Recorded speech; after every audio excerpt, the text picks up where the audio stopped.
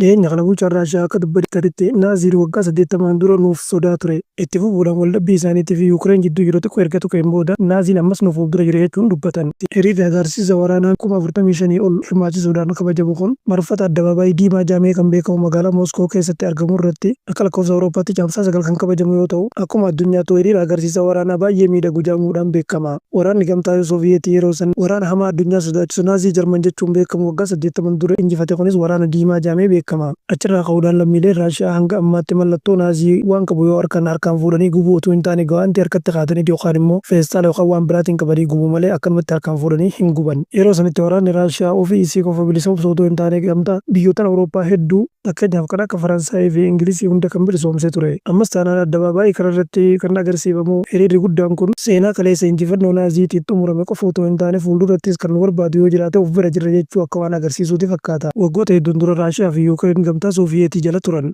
Isaan lamaan qofa otoo hin taane biyyoonni gamtaa Sooviyeetii jala turanii fi ammaan tana gamtaa Sooviyeetii jalaa bahuudhaan ofii isaanii bulchaa jiran biyyoottan baay'ee yoo ta'u, bulchaan Raashiyaa kun akka dubbatanitti abjuun keenya Sooviyeetii guddoo ijaaruudha. Kanaan dura Yuukireenii fi Raashiyaan biyya takka turan jechuun gamtaa Sooviyeetii jala waan turan. Gamtaa Sooviyeetii jala waan turanis ammas deemnee Sooviyeetiin guddoon akka dhalattu abdiin qaba jechuudhaan dubbatan. Gaazexeessaan BBC maqaan isaa Aawol Korbii jedhamu gabaasa qorannoo Raashiyaa Why My Nile History Day is Imperialist for Russia jedhamu irratti yeroo barreessan uummanni Raashiyaa waraana Naazii irratti lubbuu uummata miiliyoona 20 olii itti dhabuudhaan injifannoo kana galmeessuu danda'an jechuudhaan ibsan. Har'aaf xumureen jira. Asumaan chaayinaalii keessa sabiskiraayib godhu viidiyoon ani guyyaa guyyaan maxxansu notifikashinii isaa akka isin bira gahu mallattoo bilbilaa fuuldura jiru oon godhachuu akkasumas na gargaaruudhaaf viidiyoo laayik godhuu fi yaada qabaannaan koomentii naa barreessuu hin dagatinaa. Bor viidiyoo biraatiin hanga ol arginutti turtii gaarii.